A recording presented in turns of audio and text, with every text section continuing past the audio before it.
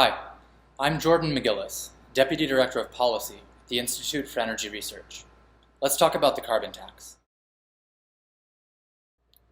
The carbon tax is an extra charge that the government would levy on top of the existing price of energy from natural gas, oil, and coal in an effort to lower greenhouse gas emissions. The purpose of a carbon tax will be to subtly coerce us away from the energy sources that we find affordable and reliable and push us towards things like electric vehicles and the as-of-yet unscalable wind and solar electricity. Places like Australia, Europe, and Canada most recently have dabbled with the carbon tax. It might come to the US next. Carbon taxers like to say that they want to make polluters pay, but that's a deceptive claim.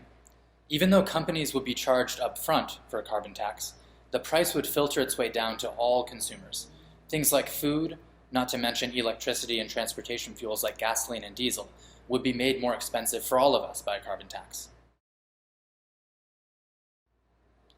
Most carbon taxes, such as the one introduced in 2019 by Congressmen Rooney and Fitzpatrick, would start between $20 and $40 per ton of greenhouse gas emissions. It would then rise over the course of several years to $100 or more per ton. Now, translated to something you can relate to in your own life, $100 in a carbon tax roughly means $1 extra on every gallon of gasoline.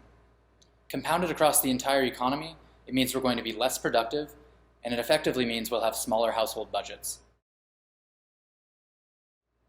It probably would. If electricity and gasoline suddenly cost more, it's likely that I'll use less electricity and use less gasoline. But the real question here isn't whether a carbon tax would reduce emissions. The question is whether it's a just and fair means of pursuing that end. The social cost of carbon is a hotly contested metric, and it's one about which no firm answer can be given. And yet, it's the metric upon which the entire edifice of the carbon tax rests. Thanks for watching. For more on the carbon tax and on other energy issues, check out instituteforenergyresearch.org.